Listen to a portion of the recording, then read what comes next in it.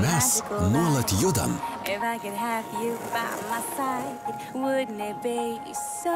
Mes mokomės ir ilsimės.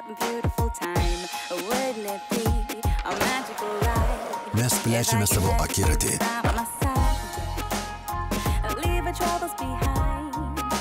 Išreiškiame save.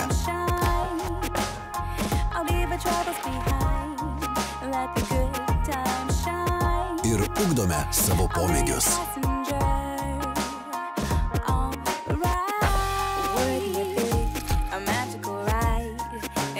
Mums patinka sportas ir sveikos konkurencijos jaudulys.